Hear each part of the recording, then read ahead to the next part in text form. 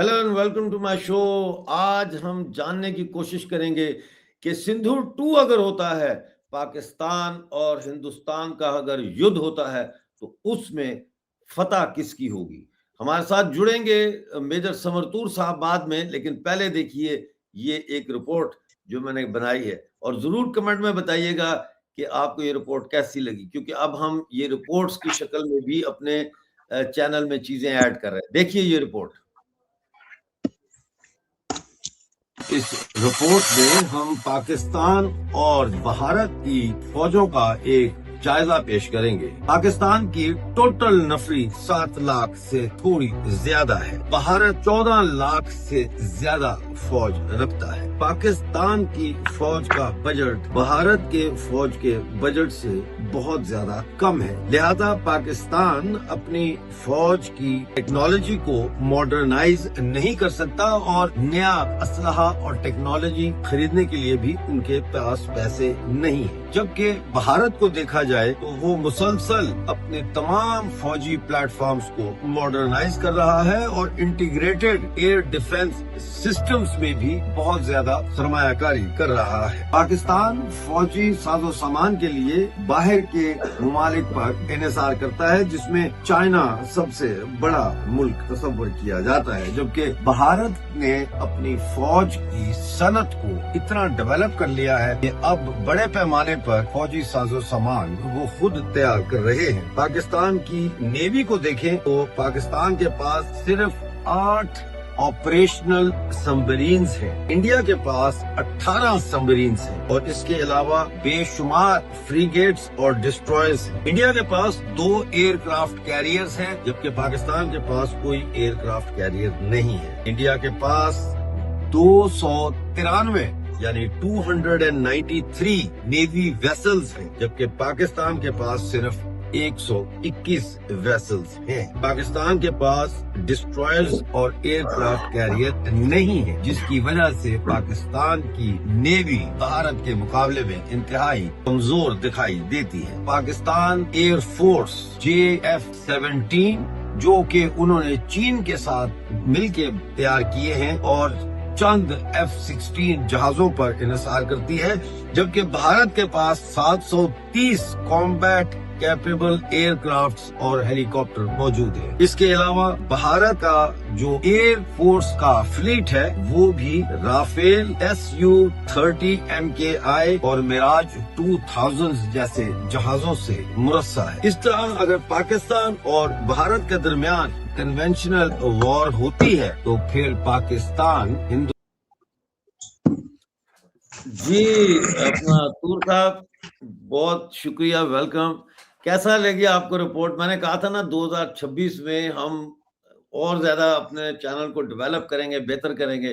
तो ये मैंने और मेरी जो टेक्निकल टीम है, मेरे एडिटर्स, उन्होंने हमने मिलकर ये रिपोर्ट बनाई है और हमारी ये शुरू की कोशिशें हैं। तो सबसे पहले तो ये बताएं रिपोर्ट कैसी लगी? सर बहुत ही professional, thank you, to the point and fact based, and जो है सो है, that is how it should always B.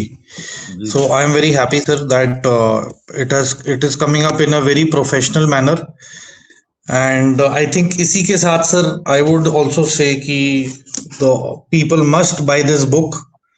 It is Red Lines Redrawn, Operation Sindoor and India's New Normal. वाह, तो ये आप ऑर्डर कर सकते हैं ऑनलाइन। सो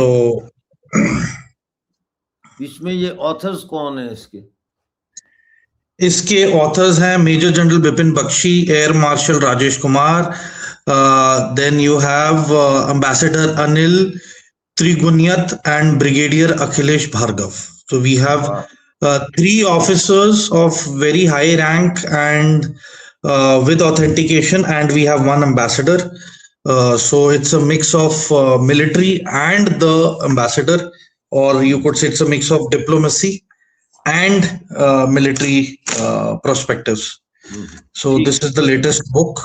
ठीक है सर, एक और रिपोर्ट है done sir, I will forward the link, है ना सर. एंड ठीक। अब आप सवाल करें सर, ताकि हम सर बताएं सवाल ऑडियंस को। बिल्कुल सीधा है, सवाल बिल्कुल सीधा है। पाकिस्तान और भारत का युद्ध होता है, भारत बदला लेता है पहलगाम का, और हम देखते हैं कि भारत ये युद्ध क्लियर कट जीत जाता है, लेकिन प्रमोशन हो जाती है आसिम मुनीर की, वो बन जाता है फील्ड मार्शल, और फिर वो चीफ बन जाता है डिफेंस फोर्सेस का, और पाकिस्तान जो है वो सेलिब्रेट करता है कि जी हमने तो हिंदुस्तान के छक्के छुड़ा दिए। अब मैं ये सवाल सीधा है कि ये हमने जो रिपोर्ट कंपाइल की है, इसमें हमने कंपैरिजन दिया है दो चीजों का। एक तो हमने आर्मी का कंपैरिजन किया है कि फोर्स कितनी है, दूसरा कंपैरिजन जो बड़ा अहम है वो ये किया है डिपेंडेंसी जो है, कि पाकिस्तान टोटली डिपेंडेंट है फॉरेन इंपोर्ट्स पर मिलिट्री के लिए, लेकिन इंडिया अब जो है वो अपनी होम ग्रोन इंडस्ट्री डिफेंस की जो है उसको बहुत डेवलप कर चुका है। तो अगर सिंदूर 2 होता है या कोई और वॉर होती है इंडिया और पाकिस्तान की, तो कौन जीतेगा? Simple question. मैं तो हैरान हूं कि ये सवाल भी है, ये सवाल ही नहीं क्रिएट होना चाहिए। नहीं, ये इसलिए जरूरी है ना, ये इसलिए जरूरी है कि जो पाकिस्तान के लोग हैं उनको थोड़ा सा समझाने के लिए कि बहुत ज्यादा जो है ढोल ना पीटो। आपने मुझे फोन पे कहा था हंसते हुए कि इसका जो जवाब आपको पता है ऑलरेडी। भाई मुझे तो पता है, लेकिन लोगों को भी बताना जरूरी है कि कौन जीतेगा। सर देखें, जो लड़ते हैं वो ढिंडोरा नहीं पीटते। तो I to say something in very crisp and short words कि सर देखें, मैं खुद एक वेटरन हूं। I am presently involve in lot of high tech stealth technology, drones and everything. तो वो मुनासिब नहीं होता है कि बंदा जो जोश में है ना बहुत सारी बातें बोल जाए। In a very short and crisp line, I want to quote our NSA who had said at a public, उन्होंने एक पब्लिक इवेंट में हिंदुस्तान अवाम के एक कॉलेज में स्टूडेंट्स और ब्यूरोक्रेट्स को ये एड्रेस कर रहे थे एनएसए। तो उन्होंने कहा था कि यदि गलती से खुदा ना खास्ता अगर एक और 26/11 हुआ तो दे विल लूज बलूचिस्तान। इसका एग्जाम्पल आपने परसों देख लिया है ऑपरेशन हेरॉफ के जरिए। ठीक है, the operation is still on. Still तो अब ऑन इनके सर, खिलाफ बड़ी सख्त दो लड़ाई हो रही दो है ऑपरेशन चल रहे मोसुल हैं। में, और कई जगहों ऑपरेशन पर सख्त लड़ाई हो रही है सर, सख्त लड़ाई हो रही है। तो operation Herof is on, operation Sindoor is on, and Taliban's operations are always on, they are never off. So मैं इतना ही कहूंगा कि समझदारी इतने में ही है कि अगर किसी को अगर अपनी औकात पता है तो वो अपने दायरे से बाहर जाएगा नहीं, और जो अगर अपने दायरे से बाहर जा रहा है तो या तो वो किसी भ्रम में है, किसी ईगो में है, या फिर वो रियलिटी से बहुत दूर है।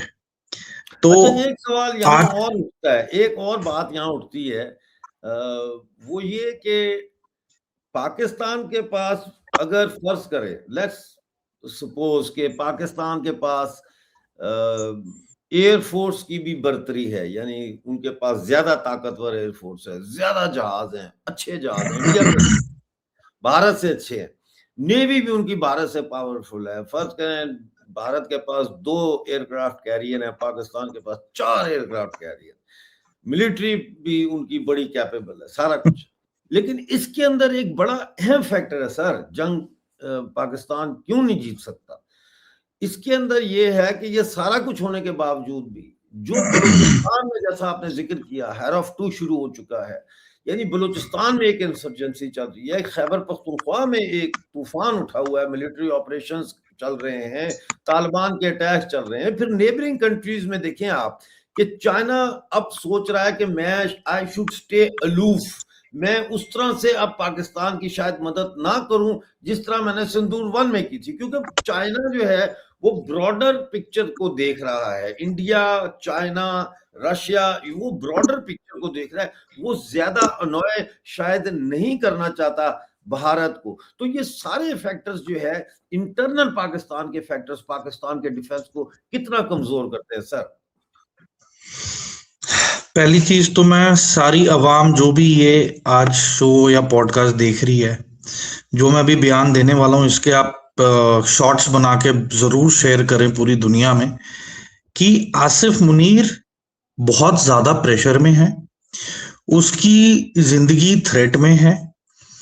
और जिस तरीके से उसने मजबूरी और डेस्परेशन में ये जो अपने आप को फील्ड मार्शल घोषित करवाया है, बेसिकली उसने अपनी नाकामी को, अपने फेलियर को एक और बार प्रूव करने के लिए कि मुझे एक और मौका मिले कि मैं ये जो ऑप सिंदूर जो ये हारा है उसको, उसका बदला ले सके, इसकी वजह से इसने डेस्परेशन में अपने आप को फील्ड मार्शल घोषित कराया है, नंबर एक।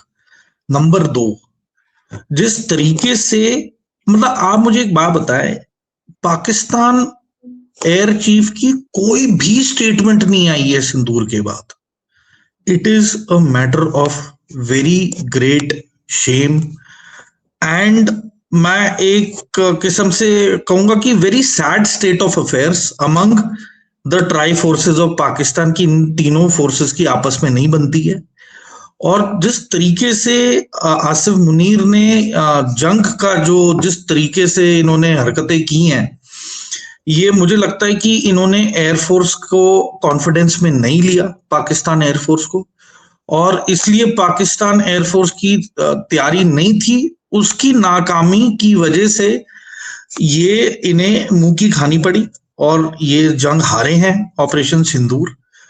और जिस तरीके से अब चाइना आसिफ मुनीर के ऊपर प्रेशर बना रहा है कि आप हमारे JF-17 की रेपुटेशन को रिस्टोर करें, इसको, इसकी मार्केटिंग करें, इसकी सेल करवाएं हर जगह, क्योंकि जगह जगह JF-17 के ऑर्डर्स कैंसिल हो गए ऑपरेशन सिंदूर के बाद। अफ्रीका से कैंसिलेशन के ऑर्डर आ गए, इजिप्ट से कैंसिलेशन के ऑर्डर आए हैं, ठीक है। इंडोनेशिया भी मतलब डाउट में है कि ऑर्डर करे या नहीं। तो इतने सारे मुल्क हैं जब इनके मन में अब शक आ चुका है कि JF-17 विल नॉट डिलीवर। अब इतना बड़ा जो टेक्निकल लॉस, ये पूरे प्रोजेक्ट JF-17 पे जो इन्होंने पैसे लगाए, जो रिसर्च की, R&D, ठीक है, जो मैन आवर्स, एफर्ट्स, पैसे, ठीक है, बहुत सारे, मतलब इसे एक साल में नहीं बना, बहुत साल लगे बनने में। उसे इन्होंने 88 आवर्स के वॉर में इन्होंने खुद JF-17 की मिट्टी पलीत की है। और China has lost its cool and बोला है कि भैया या तो तुम इसकी सेल करवाओ या फिर don't expect anything from us, जिसकी बदौलत कल, yesterday, 1st of February, all flights from Shanghai to Delhi, direct flights have been restored.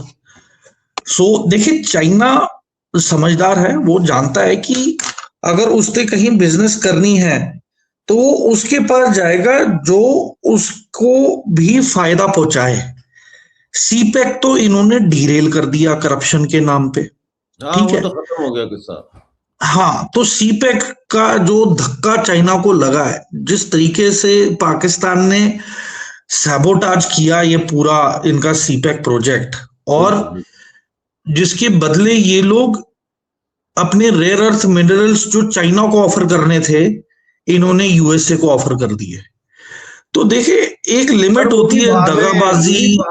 वो भी भाग रहे हैं। उन्होंने हेरोफ 2 के जारी कर दिया है अमेरिकन ट्रैवल एडवाइजरी, और एम्बेसी को बोल दिया है कि be careful you know while travelling to Pakistan, मतलब इट्स नॉट एडवाइजेबल।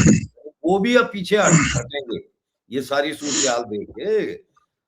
देखें, जो पिछले महीने जो हमला हुआ था जिसपे 5 चीनी इंजीनियर खत्म हो गए, फिर जो कराची में जो मार्केट में जो ब्लास्ट हुआ है ना, हाँ, आग लगी, तो वो देखे, तो वल्नरेबिलिटीज देखें कि चाइनीज बहुत वल्नरेबल हो चुके हैं पाकिस्तान में, दे आर नॉट सेफ।